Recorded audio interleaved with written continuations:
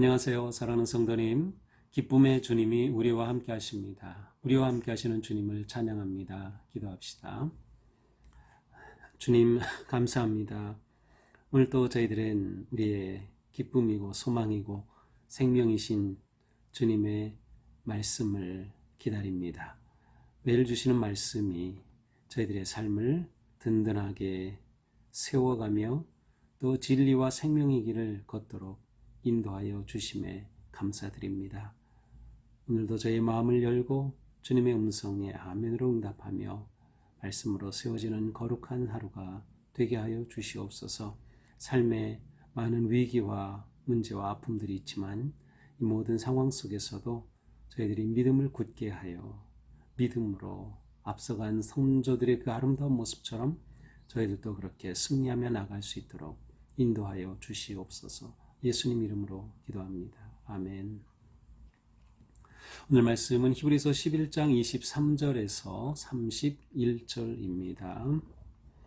믿음으로 모세가 났을 때에 그 부모가 아름다운 아이임을 보고 석 달 동안 숨겨 왕의 명령을 무서워하지 아니하였으며 믿음으로 모세는 장성하여 바로의 공주의 아들이라 칭함받기를 거절하고 도리어 하나님의 백성과 함께 고난받기를 잠시 죄악의 낙을 누리는 것보다 더 좋아하고 그리스도를 위하여 받는 수모를 애굽의 모든 보화보다 더 큰 재물로 여겼으니 이는 상 주심을 바라봄이라. 믿음으로 애굽을 떠나 왕의 노함을 무서워하지 아니하고 곧 보이지 아니하는 자를 보는 것 같이 하여 참았으며 믿음으로 유월절과 피 뿌리는 예식을 정하였으니 이는 장자를 멸하는 자로 그들을 건드리지 않게 하려 한 것이며 믿음으로 그들은 홍해를 육지같이 건넜으나 애굽 사람들은 이것을 시험하다가 빠져 죽었으며 믿음으로 7일 동안 여리고를 도니 성이 무너졌으며 믿음으로 기생 라합은 정탐꾼을 평안히 영접하였으므로 순종하지 아니한 자와 함께 멸망하지 아니하였도다. 아멘. 자, 계속해서 믿음의 위대한 영웅들의 이야기가 이어지고 있습니다. 어제까지 우리는 요셉까지 아브라함, 이삭, 야곱, 요셉을 봤고요. 오늘은 모세라고 하는 그러한 한 인물에 집중된 말씀을 보게 됩니다. 자, 23절입니다. 믿음으로 모세가 났을 때에 그 부모가 아름다운 아이임을 보고 석 달 동안 숨겨 왕의 명령을 무서워하지 아니하였으며. 자, 모세는 그 출생부터 아주 특별하죠. 그 당시에 이집트의 왕 바로라고 불리는 이집트의 왕이 모든 유대인의 태어난 남자아이들은 산파들에게 다 죽이라고 명령을 내린 그런 상황에서 모세가 태어났습니다. 근데 모세가 태어났을 때에 얼마나 그 모습이 아름다웠던지 부모가 차마 이 아이를 그렇게 죽일 수가 없는 거죠. 그래서 이 모세를 살리게 되죠. 바구니 안에 역청을 바르고 거기에 모세를 넣어 나일 강에 띄워보내는 그야말로 하나님께 맡기는 그러한 방법을 선택하죠. 자, 이렇게 해서 모세는 태어난 지 석 달 동안은 숨겨 키웠지만 더 이상 숨길 수 없이 자랐을 때 그렇게 강으로 띄워 보냈습니다. 자, 이렇게 했던 것은 모세의 부모가 하나님을 두려워하고 왕의 명령은 무서워하지 아니하였기 때문이라고 말씀하고 있습니다.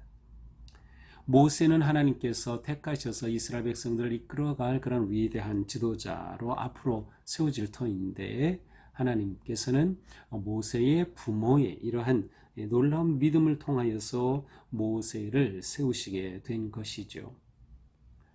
믿음의 사람은 세상의 권력, 세상의 그 무엇을 두려워하지 않습니다. 왕의 명령을 무서워하지 아니하는 거죠. 자, 이러한 모세 부모의 모습이 바로 모세의 믿음의 시작이다. 이렇게 볼 수 있을 것 같습니다. 모세의 부모가 가지고 있었던 이 아름다운 믿음이 모세에게 전수된 것이죠. 모세를 품에 안고 키우는 동안 또 나중에는 하나님의 놀라운 섭리로 이 모세가 바로의 왕자, 공주의 아들이 되고 입양이 되고 그 유모가 또 엄마가 되면서 이 아이를 키울 때 믿음으로 키우지 않았을까요? 그렇습니다. 부모의 신앙이 모세에게 고스란히 계승되는, 이어지는 그러한 모습을 우리는 상상해 볼 수 있습니다. 자, 이렇게 24절 믿음으로 모세는 장성하였습니다. 그렇게 되었을 때 바로의 공주의 아들이라 칭함받기를 거절하고, 자, 이것은 공주의 아들이 됐으니 그 영광스러운 대제국 이집트의 왕자가 된 셈이지요. 물론 왕의 친 아들은 아니었지만 공주의 아들로서 왕가에 들어가서 누릴 수 있는 온갖 영화가 있었을 것입니다. 그런데 모세는 이 모든 것을 거절한 것이에요. 공주의 아들이라 칭함받기를 거절한 것이죠. 자신의 영광을 거절했다고도 할 수 있고요. 자신이 누릴 그러한 부귀영화를 거절했다라고 할 수 있습니다. 오히려 25절 하나님의 백성과 함께 고난받기를 잠시 죄악의 낙을 누리는 것보다 더 좋아하고, 그래서 모세는 그 과정 속에서 공주의 아들로 성장한 후에 한 사건을 통해서 이집트 관리가 노예로 일하는 이스라엘 사람을 학대하는 것을 보고 그 관리를 쳐 죽이는 그러한 불의의 사고가 있었죠. 근데 이것이 발각되면서 모세는 결국 미디안 광야로 피신하게 되고, 이 과정에서 하나님이 모세를 불러 세우시죠. 자, 이렇게 모세는 왕궁에서 지낼 그런 모든 것들을 다 내려놓고 자기 동족이 유대인이라고 하는 그 의식이 얼마나 분명했는지를 보여줍니다.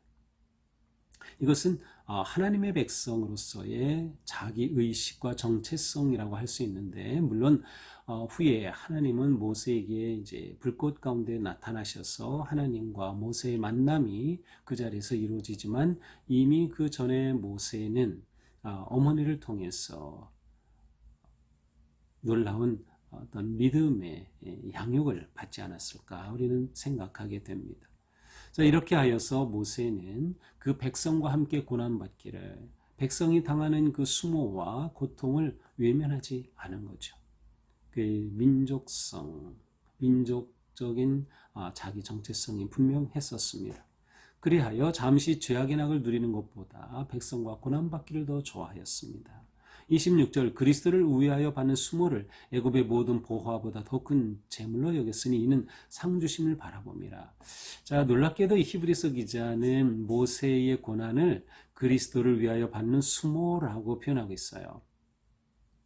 물론 모세가 그때의 메시아 그리스도에 대한 그러한 신앙이 있었다고 보기는 어려운데, 여기서 중요한 것은 그리스도의 순환과 모세의 순환을 서로 연결시킨다고 하는 점이죠. 이것은 신약에서 굉장히 중요합니다. 복음서에서도, 특별히 마태복음에서도, 유대인을 위한 복음서의 마태복음에서도 예수님을 보여주는 여러 가지 방식 가운데 하나는 이스라엘에서 가장 위대한 지도자가 누굴까요? 모세입니다. 다윗 왕 아닙니다. 모세입니다. 모세는 최고의 선지자, 그들에게 하나님의 계명 토라를 전해준 가장 위대한 지도자는 바로 모세죠. 그런데 예수님과 모세를 연결시키므로 예수님은 궁극적으로 모세와 같은 위대한 지도자이시지만 모세보다 더 큰 분이시라고 하는 그러한 어떤 잠정적인 의미를 담고 있기도 합니다. 자, 이렇게 모세는 순환을 받고 고통당하는 것을 애굽의 보화를 누리는 것보다 더 좋게 여겼다는 것입니다. 그 이유는 상 주심을 바라보았기 때문이다. 상 주심. 그래서 믿음이 있는 자는 상 주심을 바라봐야 한다고 하는 이제 히브리서 13장의 말씀도 있는데, 모세가 바로 그러하였습니다. 하나님의 상 주심이 무엇일까요? 하나님이 모세에게 주신 소망입니다. 그것은 하나님의 뜻에 순종하여 그의 백성들을 이끌어내고 하나님의 언약을 성취하는 것이죠. 자, 그리하여 믿음으로 애굽을 떠나 왕의 노함을 무서워하지 아니하고 곧 보이지 아니하는 자를 보는 것 같이 하여 참았으며. 그렇습니다. 이렇게 애굽에서 모세는 이제 도망을 하게 되죠. 여기서 이제 애굽을 떠나 왕의 노함을 무서워하지 아니하였다. 이것을 이제 두 가지로 볼 수 있는데, 하나는 그 미디안으로 피난 도망갔던 그 사건으로 볼 수도 있겠고, 다른 하나는 이스라엘 백성들을 이끌고 출애굽한 사건으로도 볼 수 있는데, 이 문맥 흐름상으로 본다면 아마도 미디안의 피신한 사건으로 보는 것이 더 자연스러운, 왜냐하면 지금 어느 정도 순서를 가지고 지금 모세의 생애를 좀 설명하고 있기 때문이죠. 그래서 바로 그 밑에 나오는 6월절이 출애굽 사건이기 때문에 여기에서 이 모세가 미디안으로 피신하였던 것을 이렇게 설명하는 것으로 볼 수 있습니다. 그러나 모세는 그곳에 피신하여 떨기의 나무 가운데에 하나님을 보았던 것이죠. 그래서 그는 이 모든 것 속에서 그가 받는 순환과 고통과 괴로움을 참았다라고 하는 것입니다. 자, 마침내 그는 하나님의 부르심에 순종하여 이스라엘 백성들을 이끌어내죠. 28절, 믿음으로 유월절과 피 뿌리는 예식을 정하였으니. 자, 유월절은 바로 이스라엘 백성들이 출애굽한 그 영광스러운 기적의 날을 기념하는 절기죠. 이 유월절에는 유월절 어린 양을 잡아서 쓴나물과 함께 먹게 되는데, 바로 이집트의 10가지 재앙이 내릴 때 마지막 재앙은 모든 처음 난 것들, 장자의 죽음이었습니다. 그때 하나님께서는 이스라엘 백성들의 집에는 문 임방과 설주에 양의 피를 바르게 하셨고, 그래야 죽음의 사자가 그것을 넘어간 거죠.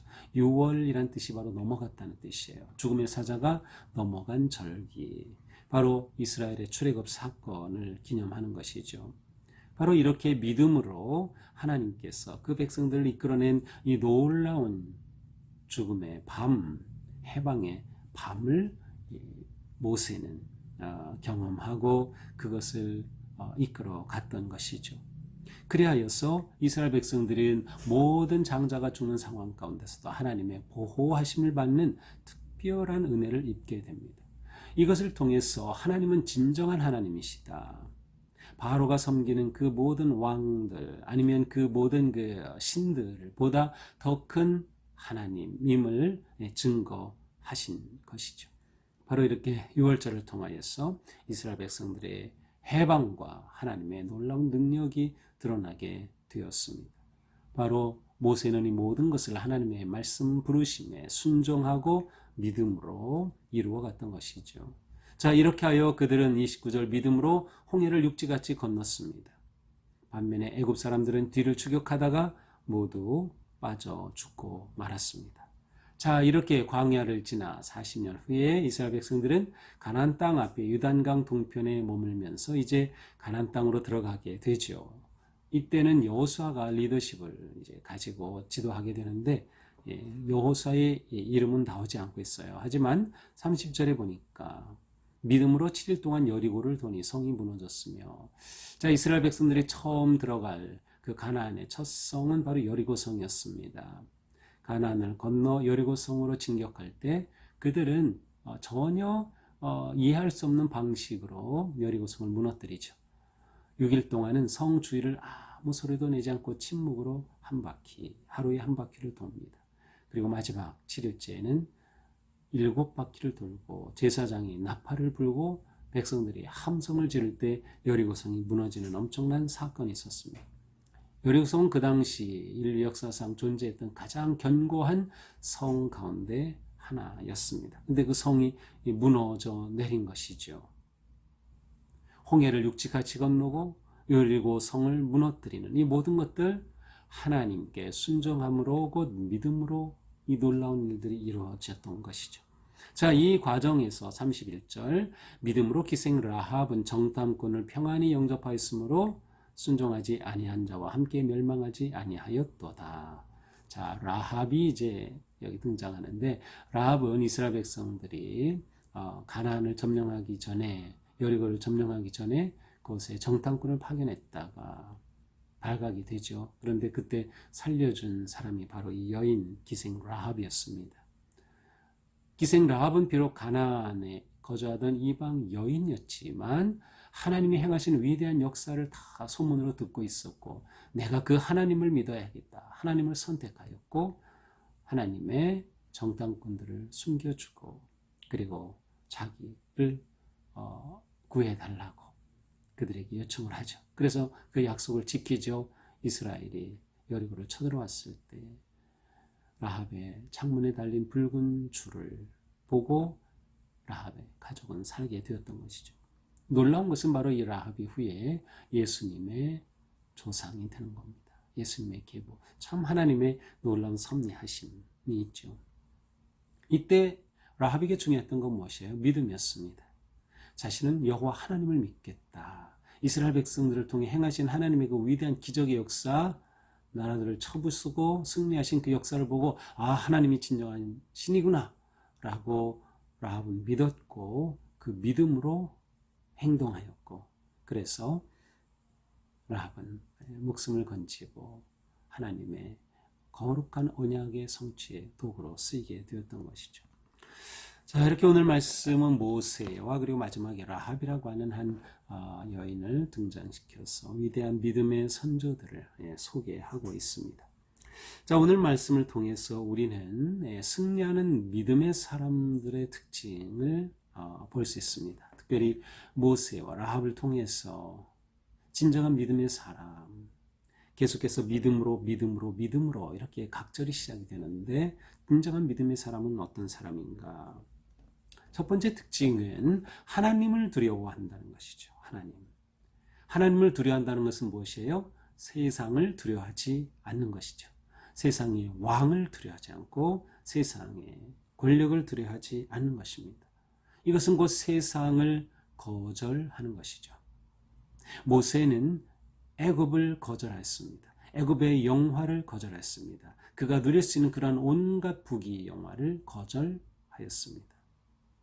라합은 그가 원래 믿고 있던 그 신앙을 거절하고 하나님을 선택하였던 거죠.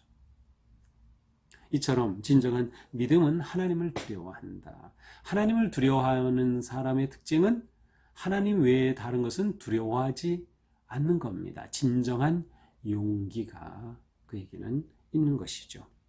자, 하나님을 두려워할 뿐만 아니라 하나님을 의지합니다. 믿음의 사람은 하나님을 의지함으로 하나님의 지혜와 능력으로 위대한 역사를 이루어가는 거죠. 소망과 승리의 미래를 바라봅니다. 하나님께서 이루실 일을 신뢰하기 때문에, 그래서 하나님을 의지하고 미래를 소망할 수 있는 것이죠. 이렇게 하나님을 의지할 때 어떻게 할까요? 세 번째로는 항상 구원의 길을 선택합니다. 우리 앞에는 언제나 복의 길, 그리고 저주의 길이 놓여 있습니다. 그때 우리는 어느 길을 선택할까요? 내가 원하고 내가 욕망하는 길, 아니면 하나님의 뜻, 하나님의 마음. 우리는 매번 기로에 서서 선택할 것입니다. 믿음의 사람은 생명의 길을 선택합니다. 구원의 길을 선택하는 것이죠. 이것이 우리 하루하루의 삶이 되어야 할 것입니다. 마지막으로 진정한 믿음의 사람은 이렇게 믿음을 선택하고 진리를 선택하고 생명을 선택하기에 그 놀라운 하나님의 은혜와 돌보심을 누리는 그런 복된 삶을 살게 되는 거죠. 구원의 은혜를 누리는 삶, 그것이 우리의 삶입니다. 오늘 하루도 우리의 삶이 위대한 믿음의 선조들처럼 우리도 그렇게 믿음으로 선택하고 하나님을 두려워하며 더욱 하나님을 의지함으로 우리 삶에 주님만을 예배하고 바라보는 그러한 승리의 영광이 넘치기를 주님의 이름으로 축복합니다. 기도하겠습니다. 주님, 감사합니다.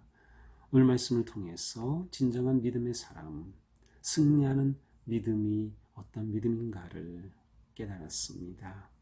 주님, 저희도 하나님을 두려워할 줄 알고 세상을 두려워하지 않는, 세상을 거절하는 믿음 갖게 하여 주시옵소서. 모든 상황에서 더욱더 하나님을 의지하게 하옵소서.